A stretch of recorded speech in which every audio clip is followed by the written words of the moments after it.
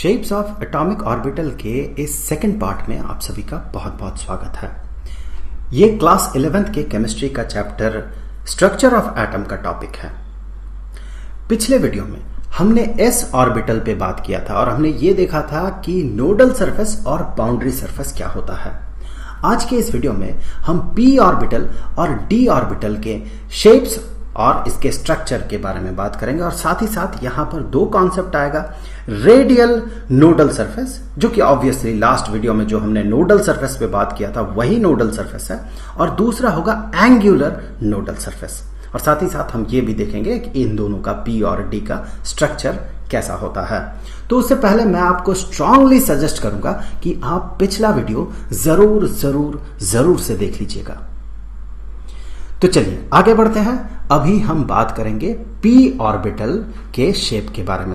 तो पहला सवाल मेरा आपसे यह है कि पी ऑर्बिटल की शुरुआत कहां से होती है, किस शेल से पी ऑर्बिटल की शुरुआत होती है। तो देखिए, जो फर्स्ट प्रिंसिपल क्वांटम नंबर है, जिसे कि हम फर्स्ट शेल भी कह सकते हैं, फर्स्ट शेल में सिर्फ एस ऑर्बिटल एग्जिस्ट करता है, जिसे कि हम 1s ऑर्बिटल कहते हैं। यहां पर कोई भी पी ऑर्बिटल नहीं होता है। अब सेकंड शेल में, मतलब जहां प्रिंसिपल क्वांटम नंबर 2 हो, उस शेल में एस ऑर्बिटल हमें मिलता है। साथ ही साथ वहां हमें पी ऑर्बिटल भी मिलता है। इस पी ऑर्बिटल को हम 2p ऑर्बिटल कहते हैं। इसी तरह से अगर थर्ड प्रिंसिपल क्वांटम नंबर की बात करें, थर्ड शेल की बात करें, तो यहां 3s 3p और साथ ही साथ 3d भी होता है। तो देखिए, P की जो शुरुआत है ये सेकंड शेल से होता है। तो 2p एग्जिस्ट करता है, 3p होता है, 4p 5p, इस तरह से p ऑर्बिटल एग्जिस्ट करता है। और D की शुरुआत होती है थर्ड प्रिंसिपल क्वांटम नंबर से। तो चलिए हम बात करेंगे p ऑर्बिटल के शेप के बारे में। तो हम शुरुआत करते हैं 2p ऑर्बिटल से। तो ये जो p ऑर्बिटल होता है ये स्फेरिकल नहीं होता है। हमें पता है कि s ऑर्बिटल जो है ये स्फेरिकल होता है, बिल्कुल स्फेरिकल शेप का होता है ये s ऑर्बिटल।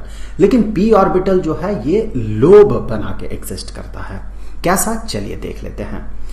तो इसका सबसे पहले तो मैं यहां बता दूं कि ये जो p ऑर्बिटल है, किसी भी p ऑर्बिटल, चाहे वो 2p हो या 3p हो या 4p हो, किसी भी तरह का p ऑर्बिटल जो है, इसका 3 ओरिएंटेशन पॉसिबल है। 3 अलग अलग डायरेक्शन में ये ओरिएंटेड हो सकता है। तो 3 ओरिएंटेशन पॉसिबल है। इन 3 अलग अलग डायरेक्शन में ओरिएंटेड p ऑर्बिटल्स को हम px, py और pz नाम देते हैं। अब चूंकि 3 यहां पर ओरिएंटेशन पॉसिबल है, तो ये मानना बहुत ही ऑब्वियस है कि ये तीनों म्यूचुअली परपेंडिकुलर एक्सिस में ओरिएंटेड होगा। तो कैसा स्ट्रक्चर हो सकता है, चलिए 3 म्यूचुअली परपेंडिकुलर एक्सिस, तो यहां से मैं ड्रॉ कर लेता हूं 3 म्यूचुअली परपेंडिकुलर एक्सिस। सो ये एक एक्सिस हो गया, ये दूसरा एक्सिस हो गया और ये तीसरा एक्सिस हो गया। सो लेट अस से कि ये जो एक्सिस है ये एक्स एक्सिस है। सो ये positive direction of X axis, ये negative direction of X axis, ये वाई एक्सिस है। देखिए, अगर आप एनसीईआरटी के ब्लाइंड फॉलोअर है तो प्लीज यहां पर मुझे ये मत कहिए कि ये एक्स होना चाहिए था, ये वाई होना चाहिए था। आप खुद ओरिएंट करके देख ले कि ये पॉजिटिव एक्स एक्सिस होगा तो ये पॉजिटिव वाई एक्सिस होगा, जबकि ये पॉजिटिव z एक्सिस होगा। ऑब्वियसली ये negative direction of z axis होगा।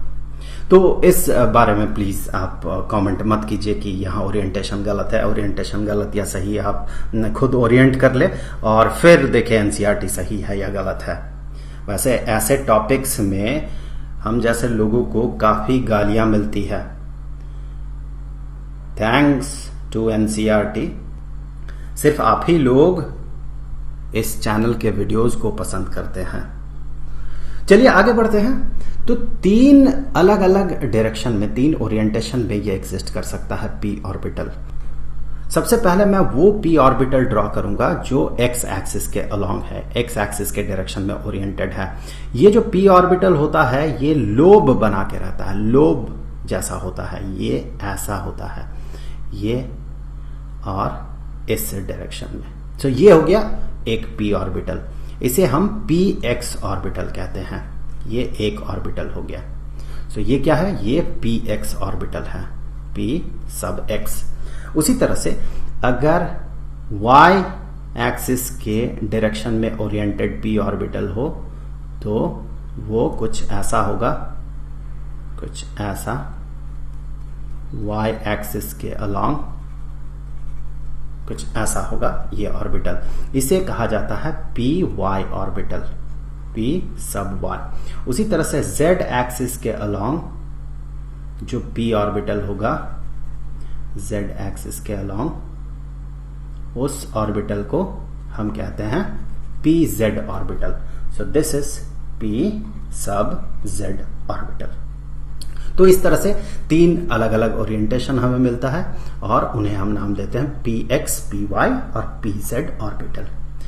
तो ये तो हम 2p की बात कर रहे हैं। यहां पर आप ध्यान दें कि ये जो ऑर्बिटल्स हैं, ये जो ओरिजिन है जहां पर कि न्यूक्लियस सिचुएटेड है, बिल्कुल न्यूक्लियस का सेंटर, यहां पर जहां न्यूक्लियस सिचुएटेड है बिल्कुल उसके सेंटर में, यहां पर आप गौर करें कि इलेक्ट्रॉन को डिटेक्ट करने का कोई भी प्रोबेबिलिटी नहीं होगा। यहां पर जो शेप हमने बनाया है वो शेप इस सेंटर को कवर नहीं कर रहा, मतलब इस बीच में सेंटर में इलेक्ट्रॉन डिटेक्टेड नहीं हो सकता, उसका प्रोबेबिलिटी डेंसिटी 0 होता है। तो कहां पर ये जो प्लेन है पूरा, अगर इस केस में आप देखें तो इस केस में आपको वो प्लेन दिखेगा ZY प्लेन या YZ प्लेन। ये जो YZ प्लेन है, इस प्लेन में इलेक्ट्रॉन को डिटेक्ट करने का कोई भी प्रोबेबिलिटी नहीं होगा। इस प्लेन में ये वाला जो प्लेन है YZ प्लेन, तो यहां पर इलेक्ट्रॉन डिटेक्टेड नहीं होगा। सिमिलरली जो Y एक्सिस के अलोंग जो ऑर्बिटल है, यहां आप देखें इस प्लेन में XZ प्लेन में इलेक्ट्रॉन का प्रोबेबिलिटी डेंसिटी 0 होगा। XZ प्लेन ऐसा होगा, XZ प्लेन। ये जो प्लेन है, इस प्लेन में इलेक्ट्रॉन का डिटेक्टेड होने का कोई भी प्रोबेबिलिटी नहीं होगा XZ प्लेन में। सो यहां 0 प्रोबेबिलिटी है। इससे पहले के वीडियो में, लास्ट वीडियो में हमने बात किया था कि जिस सरफेस में इलेक्ट्रॉन का प्रोबेबिलिटी डेंसिटी 0 होगा उस सरफेस को हम नोडल सरफेस कहेंगे। तो यहां पर अगर इस एग्जाम्पल में देखें, pz ऑर्बिटल के एग्जाम्पल में, तो यहां पर हमें मिलेगा कि ये जो है, ये वाला जो प्लेन है, इस प्लेन में इलेक्ट्रॉन को फाइंड आउट करने का प्रोबेबिलिटी 0 होगा। और ये कौन सा प्लेन होगा? ये प्लेन होगा XY प्लेन। तो यहां पर मैं नाम दे देता हूं, ये जो प्लेन है, ये प्लेन है YZ प्लेन। सो YZ प्लेन है। ये वाला जो प्लेन है, ये वाला प्लेन है XZ प्लेन, XZ प्लेन। और ऑब्वियसली ये वाला जो प्लेन है, ये है XY प्लेन। सो इन प्लेन्स में, इन सरफेसेस में इलेक्ट्रॉन को डिटेक्ट करने का प्रोबेबिलिटी 0 है। तो ये नोडल सरफेस है। थोड़ा हम यहां पर थोड़ा और ज्यादा टेक्निकली कहें तो इस नोडल प्लेन को कहा जाता है एंगुलर नोडल प्लेन। सो ये जो है, ये और ये सारे हैं एंगुलर नोडल प्लेन।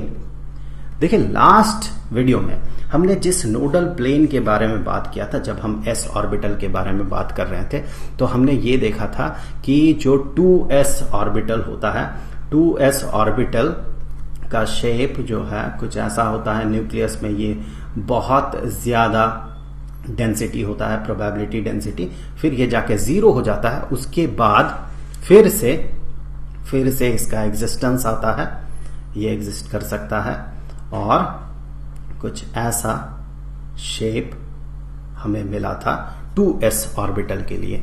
तो ये जो 2s ऑर्बिटल है, 2s ऑर्बिटल में यहां बीच में हमें एक सरफेस मिलता है जहां पर इलेक्ट्रॉन को डिटेक्ट करने का प्रोबेबिलिटी 0 होता है। तो यहां पर इस प्लेन को 2 डायमेंशनली देख रहे हैं तो हमें एक सर्कल दिख रहा है, लेकिन 3 डायमेंशनली बात करें तो ये एक सरफेस होगा, ये एक स्फीयर होगा। सो यहां पर हमने कहा था कि ये जो है ये नोडल सरफेस है।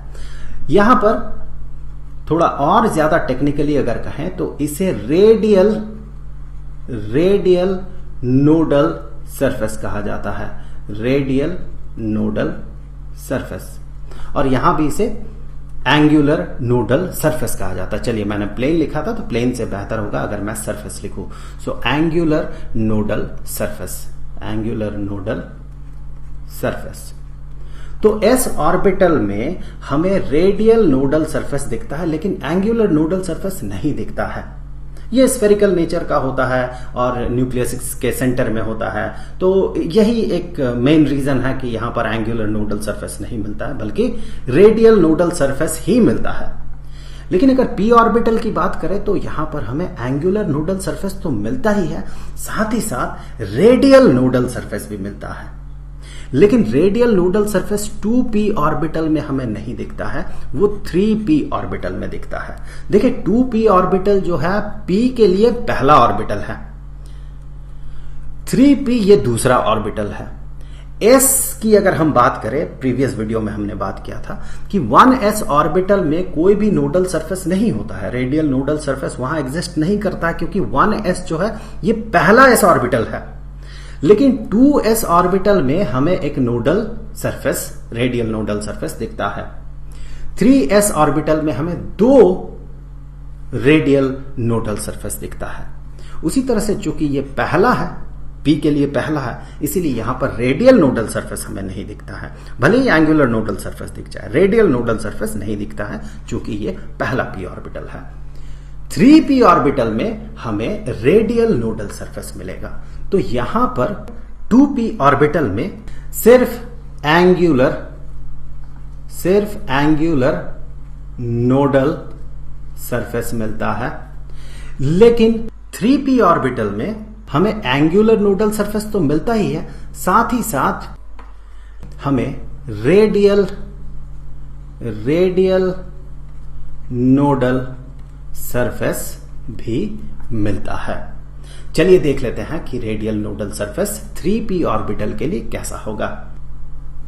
ध्यान दें कि 3p ऑर्बिटल में जो एंगुलर नोडल सरफेस होगा वो 2p जैसा ही होगा, एग्जैक्टली वैसा ही होगा।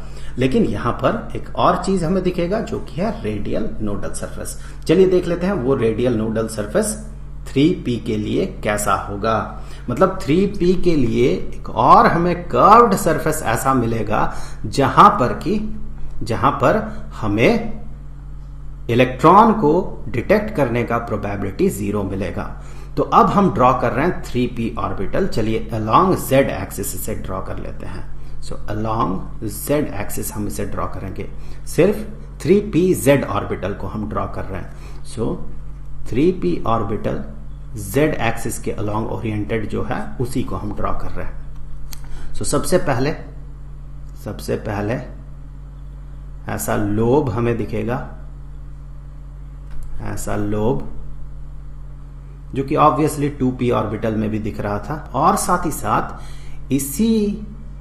इसी के बिल्कुल सटा हुआ हमें एक और ऐसा स्ट्रक्चर मिलेगा। आपको यहां पर इमेज दिख रहा होगा, उस इमेज से आपको बेहतर समझ में आएगा। सो ये जो है यहां ये पूरा बना 3pz ऑर्बिटल। सो 3p ऑर्बिटल, आप गौर करें कि इस जगह पे यहां पर हमें एक सरफेस मिल रहा है, कर्व्ड सरफेस, जहां पर कि इलेक्ट्रॉन को डिटेक्ट करने का प्रोबेबिलिटी जो है ये 0 है।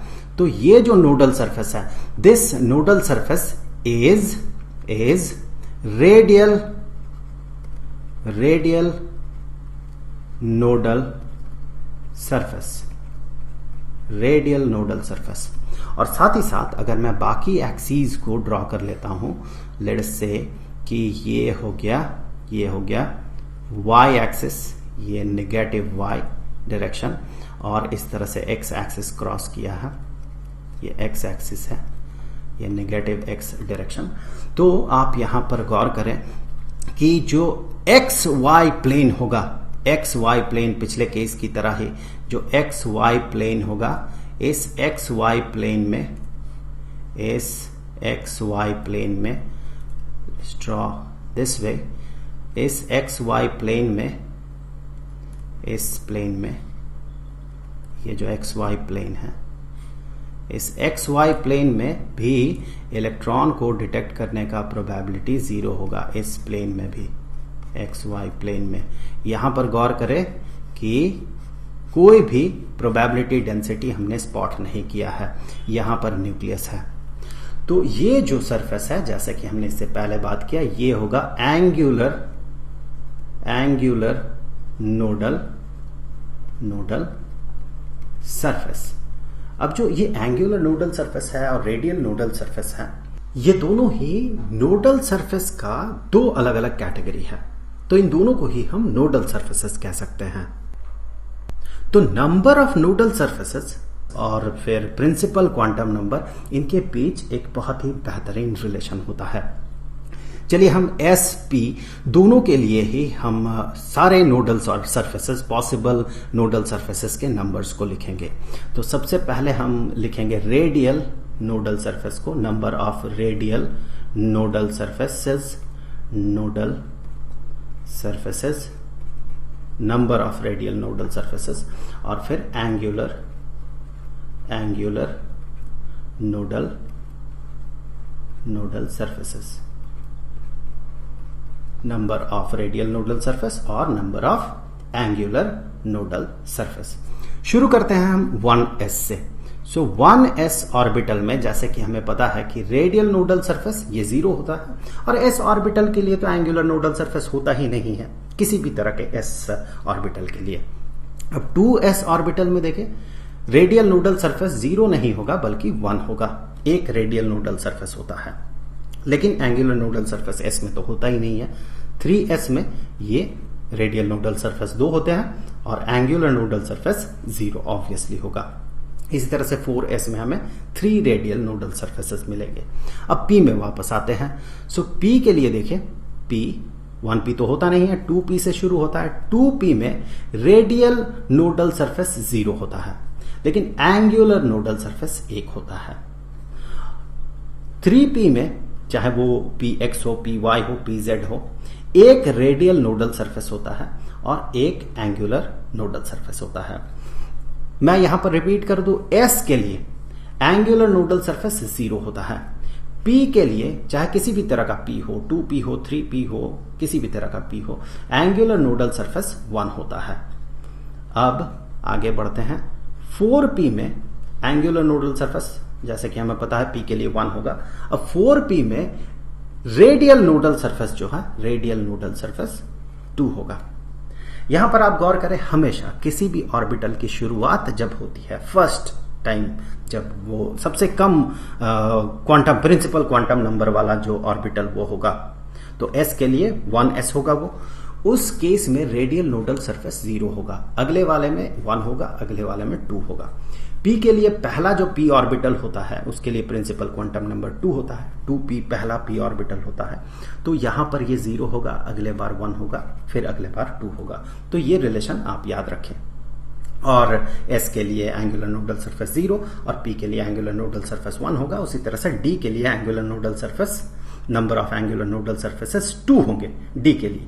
d के लिए ये पार्ट जो है ये 2 होगा, और d के लिए भी वही रिलेशन होगा। पहला d जो कि 3d होता है, वहां पर रेडियल नोडल सरफेस 0 होगा, और जो दूसरा d ऑर्बिटल होता है जो कि 4d होगा, उस केस में रेडियल नोडल सरफेस 1 होगा। तो ये कॉमन सी चीज आप याद रख सकते हैं। पर जब हम इनको जोड़ देंगे, मतलब कि हम नोडल सरफेस की बात करें, अगर सिर्फ नोडल सरफेस मतलब कि इन दोनों का total sum, so nodal surface, number of total nodal surfaces, आप गौर करें कि इस केस में होगा 0, 0 plus 0 is 0, 1 plus 0 is 1, 2 plus 0 is equal to 2, और यहां पर 0 plus 1 is 1, 1 plus 1 is 2, and 2 plus 1 is 3। अब गौर करें कि ये सारे नंबर्स जो है ये n-1 है, ये n-1 है। इन केसेस में, इस केस में देखिए, इस केस में n कितना है 1 है, ये देखिए 1 माइनस 1 0। इस केस में n कितना है 2 है, प्रिंसिपल क्वांटम नंबर 2 है, तो 2 माइनस 1 इज 1। और यहां देखिए n का वैल्यू 3 और 3 माइनस 1 इज 2। आप यहां पर भी वो चीज देख सकते हैं, 2 minus 1 is 1, 3 minus 1 is 2 and 4 minus 1 is 3। तो हमें ये वाला रिलेशन मिलता है। Total number of nodal surfaces, total number of nodal surfaces, number of nodal surfaces is principal quantum number -1, चाहे वो ऑर्बिटल कोई सा भी हो। अब यहां से आगे हम अगले वीडियो में डी ऑर्बिटल के शेप के बारे में बात करेंगे, जिस वीडियो का लिंक आपको यहां पर स्क्रीन में दिख रहा होगा। वहां क्लिक करके आप उस वीडियो को जरूर से देख लें। अब जाते जाते मैं आपको बता दूं कि इस चैप्टर के सारे वीडियोस का जो प्लेलिस्ट है उसका लिंक आपको डिस्क्रिप्शन में मिल जाएगा। वहां क्लिक करके आप सारे वीडियोस को देख सकते हैं। तो आई होप कि अगले वीडियो में फिर मुलाकात होगी। तो मिलेंगे आपसे अगले वीडियो में, तब तक के लिए खुश रहें। Good bye.